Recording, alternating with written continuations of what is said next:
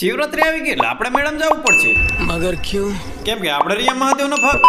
રામ રામ ડાયરા ને આવી ગયા આપણે નરાડીના ખારસરના મેરામાં. આપણે પાછા એકલા નથી આવ્યા. આપણી આઈ રહ્યા આપણા પરમ મિત્ર એવા આપણા મહેશભાઈ. પહેલા તો આપણે પહોંચી ગયા ખારસર મહાદેવના દર્શન કરવા. આપણા મહેશભાઈ લઈ અંદર ગીર ચાલુ જ છે. મહેશભાઈ કે મહાદેવના મંદિરનું આ બેલ વગાડવાથી મહાદેવના ભક્તો આપણને લાયકનો ઢગલો કરી આપશે. એવું હોય?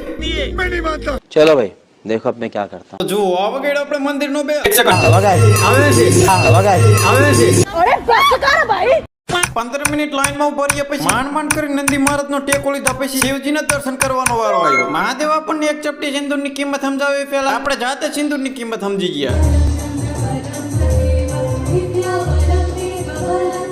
શિવરાત્રીમાં મહાદેવના દર્શને આવ્યા હોય એમાં શિવજીના પ્રસાદ લીલાકર ના પીવી તો દર્શન વ્યર્થ જાય. મહાદેવ મંદિરમાં બહાર આવ્યા તો આપણું મિત્ર મંડળ મળી ગયું. લાલાઈ તારા ઉપર ના હાર લાગે. જો લાગે ને એકદમ ઝકા થોડા તો એલો ભાઈ ડર લગતા